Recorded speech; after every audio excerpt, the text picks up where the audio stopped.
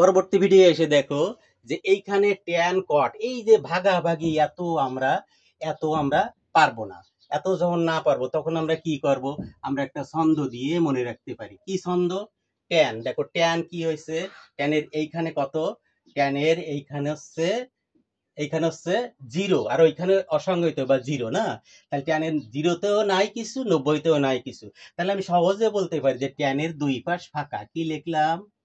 Tan মনে রাখার জন্য ট্যানের দুই পাশ ফাঁকা, তার মানে কিছু নাই, জিরোতেও কিছু নাই, 90তেও কিছু নাই। তারপরে 1/√3 আঁকা। তাই কি বললাম এই ছন্দের ভিতরে? তারপরে 1/√3 আঁকা। তাহলে 30-এ পড়লো 1/√3 আঁকাই দিলে, যে দুই পাশ ফাঁকা, 1/√3 আঁকা। তারপরে কি? তো প্রশ্ন দিতে পারে, আঁকালাম তো, তারপরে কি?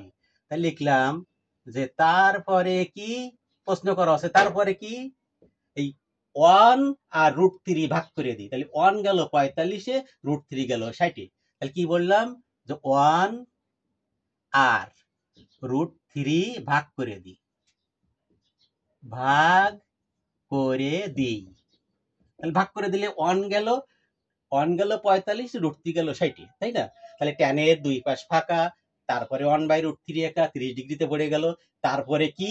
1 আর √3 ভাগ করে দিই। তাহলে 1 45-এ গেল, √3 60-এ গেল, ভাগ করে দিলাম। বলেছি, মনে করো তোমার একটা বন্ধুর নাম আছে খাট্টো। তা বলেছিল খাট্টো কর্তার উল্টো। কট কি করবা? উল্টোই দিবা শুধু, কর্তার উল্টো। তাহলে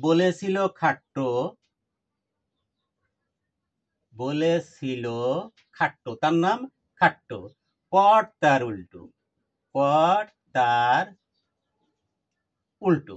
এই কথাটা দিয়ে আমরা মনে রাখতে পারি যে ট্যানের দুই পাশ ফাঁকা। তাহলে ট্যানের জিরোতেও জিরো, 90তেও জিরো, দুই পাশে নাই কিছু। তারপরে 1/√3 একা, তাহলে 1/ট্যানের 30 ডিগ্রিতে। তারপরে কি? এই 1 আর √3 ভাগ করে দিই, তাহলে 1 45-এ গেল, √3 60-এ গেল। বলেছিল খাট্টো, মনে করো তোমার একটা বন্ধু খাট্টো, কর্তার উল্টো। তাহলে ওরও দুই পাশে, এই যে এই পাশে তো দুই পাশে অসংজ্ঞায়িত, তাহলে এই যে উল্টো।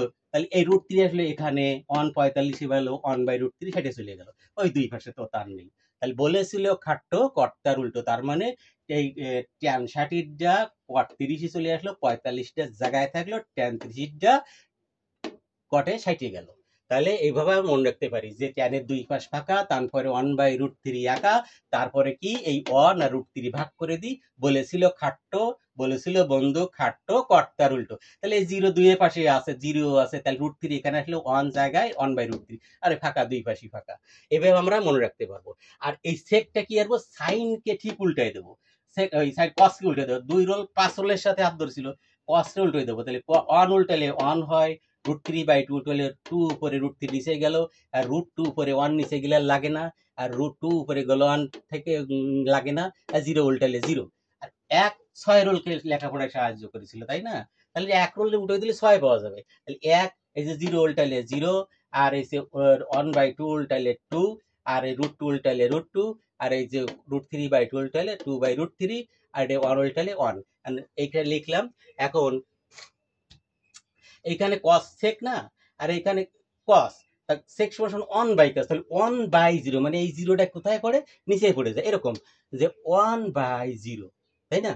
তাহলে জিরোর মান পড়ে, তাহলে জিরো পড়লে এটা কি পড়ে যায় তখন? এই একটু, এই জিরো আমার দিয়ে অঙ্ক করতে হবে, এই একটু অসংজ্ঞায়িত পড়ে যায়, অসংজ্ঞায়িত।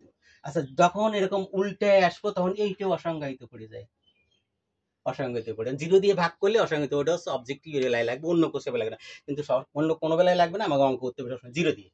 আর যদি অবজেক্টিভের সময় লাগে তখন অসংজ্ঞায়িতের প্রশ্নটা আছে। আচ্ছা, তাহলে এখানে হচ্ছে আমরা কি বলতে পারি আবার দেখো, ট্যান আর কট নিয়ে সমস্যা।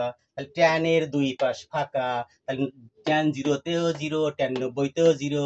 তারপরে 1/√3 আঁকা, তাহলে 1/√3, ট্যান 30 1/√3।